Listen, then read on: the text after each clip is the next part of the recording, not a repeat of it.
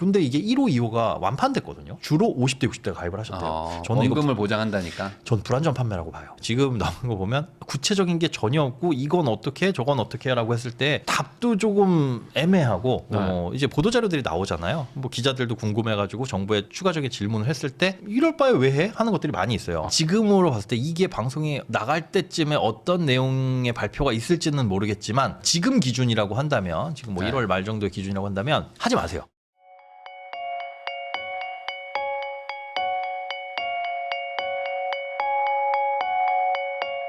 김현우 소장님하고 이야기 나누고 있는데요. 그러면 결국에는 이제 돈을 아끼는 것만 가지고는 인생이 풀리지 않기 때문에 다들 어떻게든 이제 투자도 하고 하다 보면 이제 투기에 가까운 것들도 하기 마련인데 가장 좋은 게 어쨌든 세금을 절세하는 거.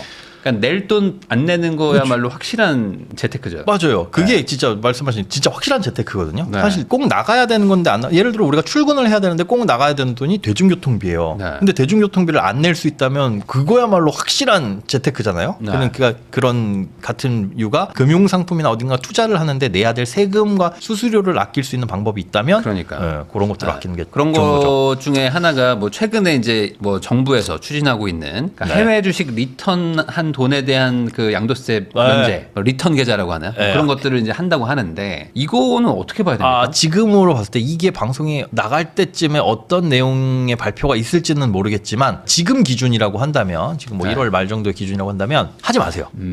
하지 마세요. 지금 나온 거 보면 구체적인 게 전혀 없고 이건 어떻게 저건 어떻게 라고 했을 때 답도 조금 애매하고 이제 보도자료들이 나오잖아요. 뭐 기자들도 궁금해가지고 정부에 추가적인 질문을 했을 때 이럴 바에 왜 해? 하는 것들이 많이 있어요. 그래요? 일단 해외 주식 리턴 계좌, 리쇼링 뭐 인베스트먼트 어카운트라고 해가지고 해외 주식을 하고 있다가 요 해외 주식 있는 걸 가지고 와가지고 요 리턴 계좌에 집어넣고 RIA라는 리아 이 계좌에다 집어넣고 이 해외 주식을 판 돈으로 국내 주식이나 채권이나 뭐 현금을 보유하거나 그 대상은 아직 구체적으로 나오진 않았습니다. 무언가를 국내 원화로 사게 되면 그거에 대해서 양도 차익을 일정 부분 면제를 해주겠다. 결국은 그거잖아요. 야, 네가 갖고 있는 달러 자산 있으면 그거를 좀 팔아라. 시장에 공급을 해라. 환율을 좀 안정시키는 목적에서 내놓은 대책인데 애매한 게 그겁니다. 얼마의 양도 차익을 공제를 해줄 거냐. 처음에 나왔던 12월 24일인가 23일 날 깜짝 발표가 됐는데 거기 보면 매도 금액 기준 예를 들어서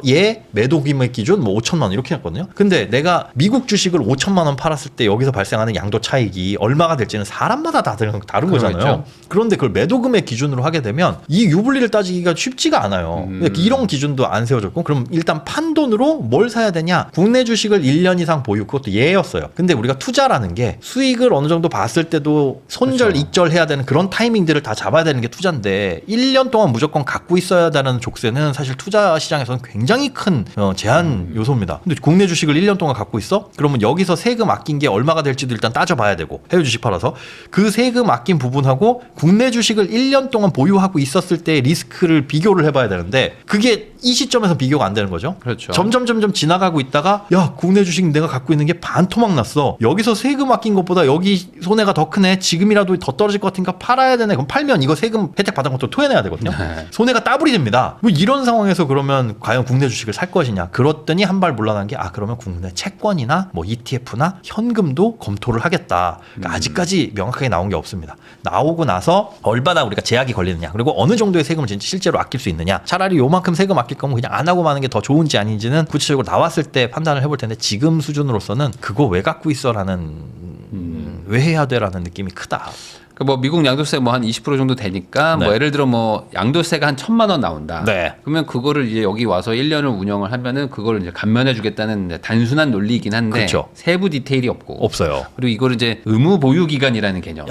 그거는 저는 말이 안 되는 거예요. 말이 안 돼요. 그러니까 여기에서 사고 팔고 하지만 출금만 하지 않는 거는 저는 괜찮다고 봅니다. 그렇지. 그렇게라도 해줘야죠. 그래야지 그러면 한번 이런 것들은 그래도 크게 떨어질 만한 주식은 아니니까 한번 보유하고 있어볼까? 할 만한데 주식을 1년 동안 그러니까 뭐 삼성전자 들어가서 한 3개월 굴리다가 현금으로 바꿔서 뭐 채권 굴리다가 뭐 이렇게 해봐야겠다고 하면은 뭐 할 수도 있을 것 같기는 해요. 근데 저거를 꼭 쥐고 있어야지. 매도는 금지. 그게 아마 매도 금지 아이디어가 그거에서 나온 거예요. 팔고 혹시 해외 주식 또 사면 또 어쩔까? 갈까봐. 그럴까봐 그런 것 같은데. 그리고 말씀하신 대로 그 계좌 안에서 돈이 도는 거는 뭐 그건 괜찮을 허용을 수도 하게끔 해줘야죠.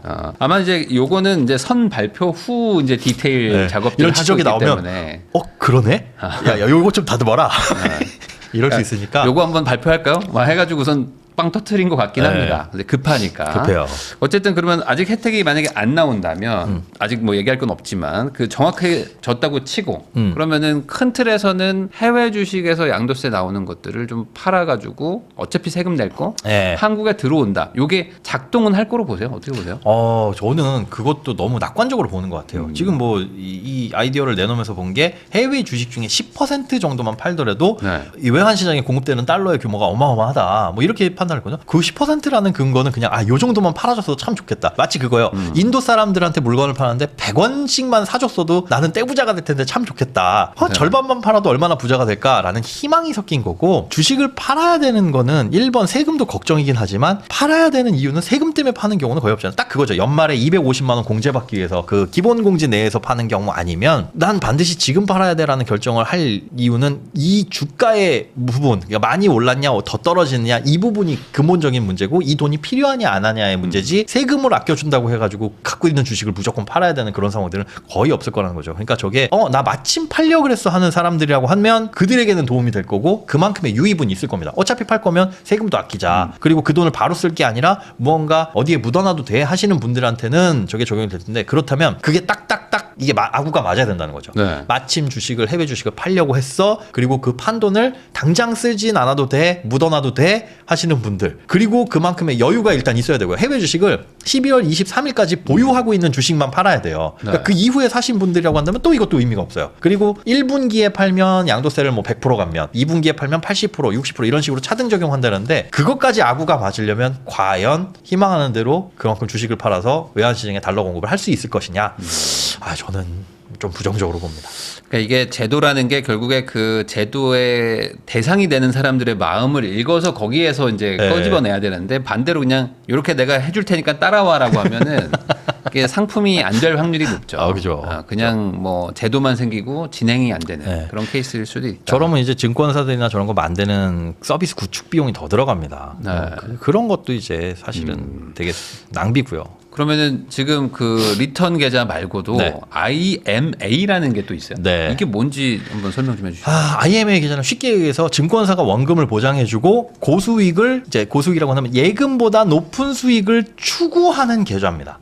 여기에 돈을 넣어놓으면 예금보다 높은 수익을 주는데 원금도 보장이 돼. 다만 그 원금 보장의 조건이 증권사가 정해놓은 이 상품의 만기를 지켜야 됩니다. 짧게는 2년에서 길게는 7년 정도로 설계가 되는데 지금 나와 있는 상품들은 뭐 2년에서 3년짜리 요 정도예요. 그러면 원금도 보장되고 은행 예금보다 높은 수익을 추구한다. 그러면 할 법도 한데 네. 두 가지 문제가 있습니다. 첫 번째, 목표 수익일 뿐이다. 4%를 추구한다고 되어 있거든요. 못해도 그만이에요. 그러니까 빵 프로가 나올 수도 있어요. 그럼 어디에 투자를 하느냐 놓고 봤을 때 이게 기업금융, 기업들이 필요한 뭐 채권이라든가 여기에 우리는 사실 우리나라의 뭐 벤처, 스타트업 이런 데들이 크지를 못하는 이유가 아이템이 그렇게 썩 확실하게 성장성이 있어 보이는 게 아니면 투자들을 잘 안 하잖아요. 네. 그래서 그런 돈들을 좀 흘러 들어가게 만들자. 다수의 불특정 다수의 사람들이 많은 돈을 모아가지고 어디 바구니에 기금 같은데 크게 형성이 되면 이걸로 공급을 해주고 100개의 스타트업에 투자를 했는데 한두 개만 대박 나도 여기서 손해본 거 다 복구할 수 있지 않겠느냐. 근데 거기에 그렇게 수익을 내려면 기다려야 되잖아. 돈 빌려줘 놓고 한 달 만에 회수하거나 뭐 1년 만에 달라 그러면 안 되니까 의무 만기를 정해놓자. 그래서 최소한 2년 길게는 7년으로 가르쳐서 공격적인 투자를 할 수 있게 그렇게 해놓고 그걸 다 버텼다. 그러면 100개 기업에 투자해서 한두 개는 분명히 대박이 났을 테니까 그중에 일부를 돌려주자. 그래서 고수익을 목표로 하고 너희들 증권사들은 그거에 맞게 포트폴리오를 구성해. 그냥 대기업 채권들로만 100%를 꽉 채우면은 고수익 못 주니까 아주 위험한 기업금융에 한번 들어가 봐. 이런 식으로 하고 다만 중간에 누가 나오겠다는 사람이 있으면 그거는 페널티를 줘라. 그러면 이제 잘 돌아가지 않겠네라는 컨셉에서 나온 게 IMA예요. 그러면 그래 2년은 내가 돈을 묻어놓을 수 있어. 그러면 여기서 좀 고수익을 추구를 할 수 있겠네라는 게 이론적으로는 가능할 수 있지만 안 될 수도 있다라는 거. 안 되면 이자가 뭐 보장을 해주냐? 그런 것도 없습니다. 네. 그러니까 2년 동안 버텼는데 7년 동안 버텼는데 마이너스는 안 나겠지만 원금만 받는 원금만 받는 정도가 될 수도 있다라는 거. 이게 첫 번째 문제고 두 번째는 수익이 잘 났다고 쳐요. 잘 잘 났다고 치는데 발생하는 이 수익이 10만 원, 20만 원이면 원금이 작으면 문제가 없죠. 근데 절대로 해서는 안 되는 분들이 이제 노후를 앞두고 계신 분들이나 이미 은퇴하신 분들이거든요. 네. 또 중간에 자영업자, 프리랜서 이런 분들. 왜냐하면 자 1년, 짧게는 뭐 2년, 길게는 7년치의 수익을 한꺼번에 몰아서 받아요. 근데 이 몰아서 받은 게 이제 며칠 전에 확정이 됐습니다. 이거 배당소득으로 보자. 아, 배당소득. 배당소득으로 확정됐어. 이걸 양도소득으로 볼 거냐, 배당소득으로 볼 거냐, 막 이걸로 따지는데, 배당소득으로 봐. 그러면 우리 이자, 배당, 이 금융소득은 1년에 2천 넘으면 금융소득 종합과세, 1,000만 원이 넘으면 건강보험료에 영향을 미치거든요. 전액소득으로 잡혀서. 이게 1억이라는 돈, 뭐 목돈이 들어가가지고 1년이 아니라 2년, 3년, 5년, 7년 이렇게 묵혔다가 한꺼번에 받으면 그 해에 금융소득 종합과세 대상이 될 가능성도 대단히 높아지고 수익이 잘 나면 잘난 대로 건강보험료가 더 폭증할 겁니다. 그러니 대단히 신중하게 이 건강보험료나 이런 것들 때문에 실질 수익이 훨씬 더 떨어질 수 있으니까 그것들은 진짜 조심하시는 게 좋습니다. 이거는 뭐 분리과세를 해준다거나 뭐 그런 거는 선을 걷어요, 나라에서. 아니. 그럴 계획은 전혀 없다. 그럼 왜 해요? 그러니까요, 내 말이. 이거 왜 원금 해? 보장? 원금 보장, 원금 그럼 보장하면서 그냥 채권 사지. 네. 뭐. 그러니까요, 제 말이. 왜 만들까? 왜 만들까? 이거를 활성화되려면 저 IMA라는 계좌를 그냥 비과세나 아니면 과세 이연이나 분리과세가 되는 뭐 연금저축이나 IRP 안에 또 그 계좌 안에 계좌로 넣을 수 있게끔 만들어 준다면 그건 좀 고민할 법도 해요. 근데 그게 아니라 이거 몰아서 받아가지고 이게 수익이 이렇게 한꺼번에 몰려 나오는 건 내 잘못이 아니라 뭐 중간중간 이거 안 좋기 때문인데 그래서 이제 중간 배당도 검토를 해본다 이런 쪽으로 처음엔 갔었거든요. 네. 근데 그거는 이제 이미 증권사나 이런 금융기관 협의가 끝났고 한 번에 몰아주는 쪽으로 가닥을 잡고 있더라고요. 이건 왜 해? 그러게요. 이걸 배당소득으로 가게 되면은 뭐 큰 돈을 넣기는 참 어렵고 정말 어려워요. 많이 넣으면 뭐 진짜 뭐 몇백 수준 넣어보라는 얘기인가? 네. 근데 그 의미도 이 없을 의미가 것 없어요. 같은데. 근데 이게 1호, 2호가 완판됐거든요. 네. 주로 50대, 60대가 가입을 하셨대요. 저는 이거 원금을 보장한다니까. 전 불안전 판매라고 봐요. 이게 원금 보장되고 은행 예금보다 고수익 나옵니다. 고객님 2, 3년 정도는 안 써도 되는 돈들이 있으시죠? 그럼 묻어놓으시면 이건 무조건 원금 보장입니다. 사실상 원금 보장이 아니라 무조건 원금 보장이에요. 그리고 저희가 목표 수익률 4%도 충족을 하게 최대한 노력을 할 거예요. 그러면 그래요? 하고 들어가기가 충분하다는 거죠. 근데 나중에 수익이 잘 나서 받았을 때 몇 억씩 집어넣으신 분들이 갑자기 그 이듬해 건강보험료가 확 올라갔다? 이건 누구의 멱살을 잡을 거냐고요. 그러니까 앞에서 번지만 뒤로 이제 손해를 보는 그 구조가 그렇죠. 지금 정확하게 설명이 안 돼 안 있을 돼 것 있고, 같다. 뭐 은퇴나 자영업자분들은 좀 주의를 한다고 그렇죠. 했지만 은퇴하신 분들 특히나 이제 피부양자로 얹혀 있는 분들 있잖아요. 소득 없는 걸로. 반대로 근로자들은 괜찮아요. 근로소득이 있는. 근로소득이 있으신 분들은 일단 첫 번째 건강보험료 걱정은 일단 없다. 네. 하지만 이 정도의 리스크, 만기를 보유한다라는 제약 대비 내가 얻을 수 있는 그런 수익이 어느 정도냐? 7년 동안 주식시장에 무언가 지수의 상품에만 묻어놓더라도 7년 내내 내가 샀을 때보다 가격이 떨어질 리는 없잖아요. 중간에 예를 들어 지금 IMA가 7년짜리가 목표로 하는 수익률이 8%입니다. 내가 지금 돈을 묻어놓고 S&P 500이나 쉽게 얘기해서 그런 지수형 상품에 묻어놓고 8년 동안 단 한 번도 8% 구간을 초과한 적이 없다면 이건 시장이 붕괴된 거죠. 차라리 그게 낫지 않나. 나는 7년 묻어놓을 거야. 8%를 기대해라고 할 거면 S&P 500 같은 데다 7년 난 묻어놓을 거야 라는 각오로 똑같이 들어가고 8%를 초과할 때 그때 얼마든지 나오셔라. 그거면 3년이 되고 4년이 되고 그 중간에 나올 수 있는 거죠. 이건 페널티도 없고 원금 보장은 안 되지만 스스로 그 원금 보장의 조건을 만드는 거죠. 그러니까 반대로 증권사들도 이 정도 기간에 이 정도 상품 구성이면 원금 보장이 될 것 같으니까 하는 거잖아요. 그렇죠. 그러니까 그걸 충분해. 내가 하면 되죠.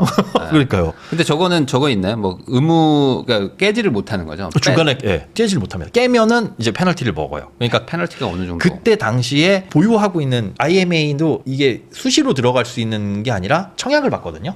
1호, 2호. 그러면 그 1호 안에 들어온 자금들이 있을 거 아니에요. 이 자금들이 예를 들어 100억이다. 네. 이 100억이 원래 3년 만기인데 1년 반쯤 지나니까 손해를 조금 봐가지고 98억이야. 네. 이런 상황에서 누가 나간다. 100만 원 넣으신 분들은 98만 원 플러스 보수 이런 것까지 떼고 손해를 보고 나오겠죠. 그러니까 이거는 순수하게 실적 배당형 상품이다. 네. 중간에 수익에 따라서 이 가치에 따라서 원본의 가치에 따라서 마이너스를 볼 수 있다. 그럼 어차피 손해도 같이 보는 거고 의무 기간까지 채우면 원금 보장도 되는 거라면 그냥 나 혼자 하면 되겠네. 나 혼자 하면 돼요. 굳이 할 이유가 없는 거네. 저도 이걸 왜 하나? 그럼 이게 만들어진 어떤 뭐 이유나 원인이 뭐예요? 원인이 그 기업금융, 우리나라의 그 스타트업이라든가 큰 그림은 그겁니다. 벤처 이런 것들이 뭐 애플도 어디 저기 차고에서 시작했다 그러잖아요. 이런 벤처나 스타트업에 흘러가는 기업금융이 이들이 돈이 필요하면 할 수 있는 방식이 어디 벤처 캐피탈 혹은 은행에서 대출받기. 그런데 다 고금리고 안 좋은 요건들 고를 수 있는 대상들이 몇 개 없으니까 우리도 은행에 대출이 필요한 개인이 갔을 때 은행 아니면은 뭐 신용도 안 좋은 대부업체 선택지가 없지 않느냐 이런 거와 똑같은 거예요. 그러니까 다양한 기업 금융을 좀 활성화시켜가지고 기업에 돈이 돌게 만들자라는 취지에서 출발은 했지만 그게 작동을 하려면 저기에 돈을 넣으시는 분들한테 많은 혜택이 있어야지 아무런 혜택이 없잖아요. 원금 보장 말고는 뭐가 있어요. 그러니까 결국에 이제 취지로 시작한 게 이제 중간중간 이제 우리 부서에선 이런 거 좀 포기 못 합니다. 저희 증권사는 이런 거 좀 해주셔야 됩니다. 이렇게 됐겠죠. 그렇게 아마. 됐을 것 같아요. 그러니까 사실 혜택을 정부에서 줄 수 있는 건 세제 혜택밖에 없잖아요. 네. 근데 여기에도 세제 혜택을 주는 게 위험할 수는 있어요. 뭐냐면 불분명하거든요. 저걸로 인해 가지고 안 거치게 될 세수를 생각이 해보면 출시되는 금액을 딱 정해놓지 않는 이상은 1년에 증권사들 1년에 요만큼만 딱딱하고 요만큼만 모집해. 그리고 기대 수익에 따라서 절세되는 그러니까 나라가 못 걷는 세금들도 발생을 하겠죠. 그게 어느 정도인지 예측이 전혀 불가능하니까 함부로 뭐 절세를 해주겠다 이런 거는 어려울 거라고 생각이 됩니다. 그렇다면 퇴직연금 안에 넣을 수 있게 만들거나 아니면 뭐 IRP 계좌나 뭐 연금저축 계좌나 그 안에 넣어가지고 이미 있던 제도로서 절세가 가능하도록 이걸 좀 고민을 해야지. 저것만 저렇게 덜렁 내놓고 나중에 가서 그런 원망들은 이제 무슨 수로 감당을 하려고 그러는지 그건 좀 이게 모르겠어요. 안 팔리면은 아마 뭐 또 다른 식으로 뭐 이렇게 개선안이 나오거나. 그게 문제예요. 지금 하겠죠. 1호, 2호는 이미 사셨거든요. 이게 네. 소급 적용은 안 됩니다. 네. 소급 적용이 안 되니까 그분들은 나중에 피해를 입게 되면은 나는 몰라서 이렇게 가입했는데 일단 그래서 IMA도 이런 목소리라든가 이런 게 커지고 할 실익이 없다 막 이런 기사들이 쏟아져 나오고 보완책이 나오면 그때 합시다. 그때 보고 지금은 하지 마셔라. 항상 처음에 들어가는 거는 네. 조금 좀 리스크가 있죠. 네. 그러니까 이런 것들 고민해 보시면 좋을 것 같습니다.